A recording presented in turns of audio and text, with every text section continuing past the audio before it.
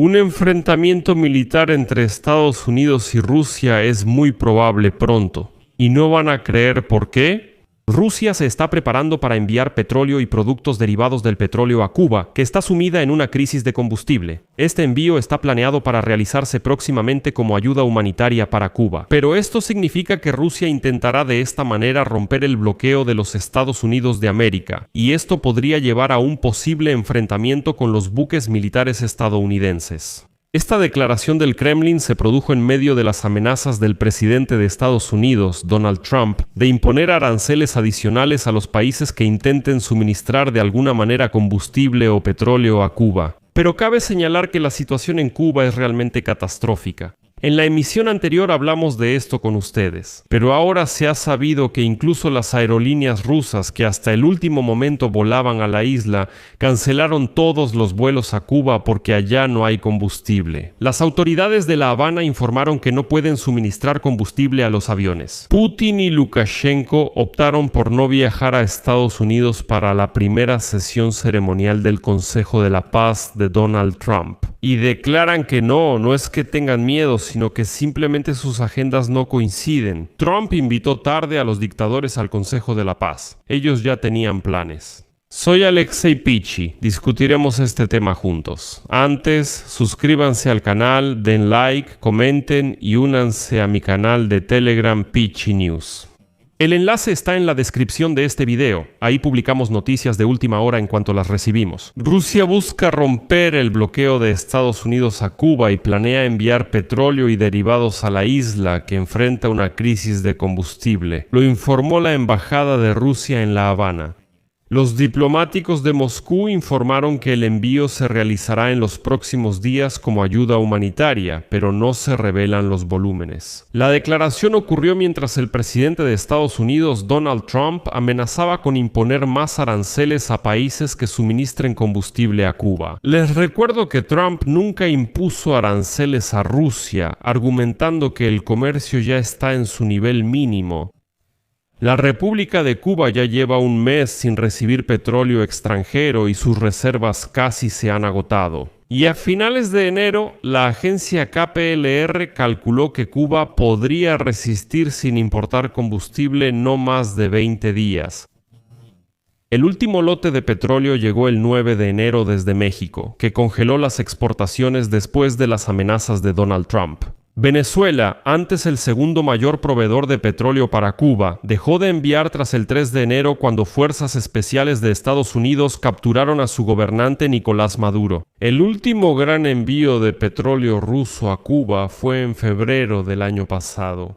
En ese momento se enviaron 700,000 barriles y esos 700,000 barriles se destinaron en forma de un crédito estatal de $60 millones otorgado personalmente por el dictador ruso Vladimir Putin. Si el Kremlin envía la misma cantidad de petróleo, solo alcanzaría para 20 días sin austeridad estricta. En 2025 Cuba compraba en promedio 37,000 barriles. Pero aquí es importante señalar que enviar petróleo a Cuba puede traer costos económicos y políticos para Rusia, ya que cualquier apoyo a Cuba conlleva el riesgo de empeorar las relaciones con los Estados Unidos de América, que además pueden intentar detener los petroleros rusos como sucedió con el buque Marinera que transportaba petróleo venezolano. Es decir, los estadounidenses ya han dejado claro que están dispuestos a capturar a aquellos petroleros que naveguen en el hemisferio occidental y violen los decretos y leyes que se aprueban en Washington.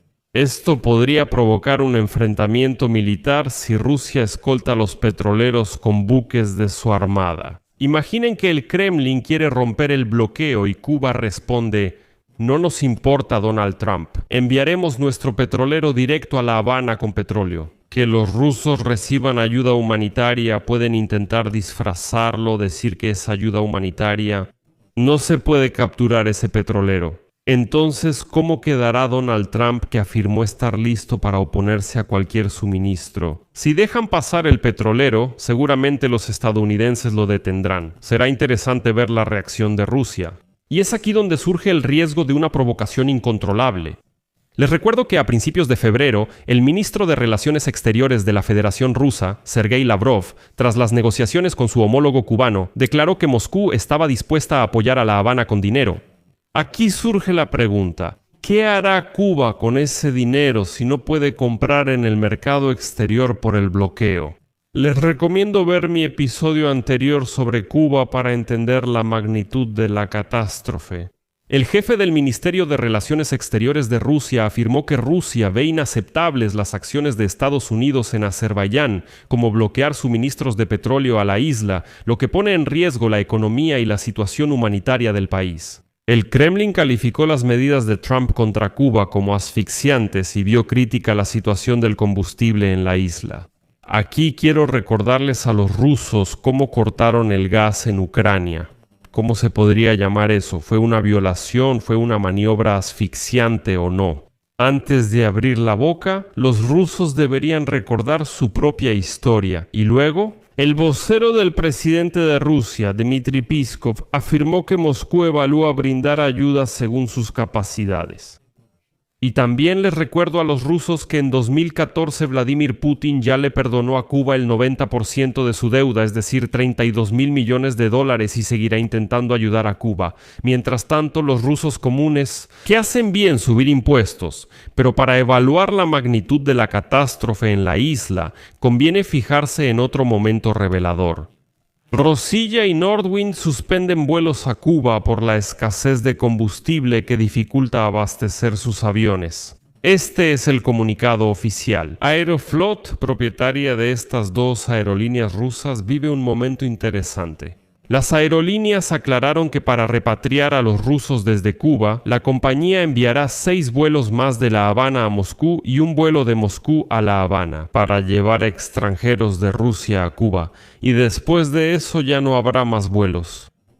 Recuerden que desde el 10 de febrero los aeropuertos internacionales de Cuba ya no suministran combustible a aviones extranjeros. Las autoridades de Cuba culpan, por supuesto, a los Estados Unidos de América por la crisis de combustible. El 29 de enero, el presidente Donald Trump calificó a Cuba como una amenaza para la seguridad de Estados Unidos y amenazó con aranceles a países que le suministren petróleo. Como resultado, Cuba se quedó sin petróleo. Y en este contexto vale la pena mencionar otra noticia significativa que dos dictadores ancianos, Lukashenko y Putin, dejarán pasar. La primera reunión de Cuba es de la organización Consejo de Paz, que fue fundada por el presidente estadounidense Donald Trump. Este evento se llevará a cabo el 19 de febrero en la Casa Blanca, pero Lukashenko y Putin, por supuesto, tienen miedo de volar a Occidente. Es curioso que Dmitry Peskov, portavoz de Putin, afirmó que el presidente Vladimir Putin no tiene previsto viajar a Estados Unidos próximamente. Por su parte, la portavoz de Lukashenko, Natalia Eisman, señaló que la invitación para la primera reunión de los líderes del Consejo de la Paz llegó muy tarde. La agenda del presidente Lukashenko para ese periodo ya estaba planeada. Bueno, escuchen, Alejandro Lukashenko está tan ocupado que Donald Trump simplemente se tardó con su propuesta de venir a Washington. Al dictador bielorruso no le importa ningún presidente estadounidense, aunque, saben, Eisman sí tuvo el valor de decir, y cito: es posible que haya dificultades logísticas debido a las sanciones contra Lukashenko. Esa es la verdadera razón. En la primera sesión, Bielorrusia será representada por su ministro de Relaciones Exteriores, Maxim Ryzhenkov, en lugar del presidente. Les recuerdo que Trump creó un Consejo de Paz para administrar Gaza tras las acciones militares. El Estatuto de la Estructura describe poderes más amplios. Es una organización internacional que busca establecer paz duradera en regiones con conflictos. La administración de Trump considera al Consejo de Paz como posible reemplazo de la ONU y planea usarlo para supervisar un acuerdo que ponga fin a la guerra de Rusia contra Ucrania. Además, los primeros 3 años en la organización serán gratuitos. Si un país dona $1.000 millones, mantendrá su membresía después de ese periodo. Por cierto, Vladimir Putin a finales de enero declaró que Moscú está lista para enviar al Consejo de la Paz ese mismo $1.000 millones de los activos rusos congelados en Occidente. En febrero, el ministro de Relaciones Exteriores de Rusia, Sergei Lavrov, dijo que las autoridades rusas aún no definen posturas sobre la organización de Donald Trump. Muchos países en Occidente y Oriente, cito, lo verán con cautela. Pero ni Lavrov, ni Putin, ni Peskov, ni todos los demás tuvieron el valor de decir que a su jefe calvo simplemente lo desprecian en Occidente y que Putin simplemente tiene miedo de viajar a algún lado. Y no todas esas historias de que Putin y Lukashenko tienen una agenda tan apretada que lamentablemente se ven obligados a perderse la cumbre en Washington. Eso suena ridículo. Me da curiosidad, ¿por quién toman en el Kremlin y en Minsk a los rusos y bielorrusos cuando les dicen esas cosas?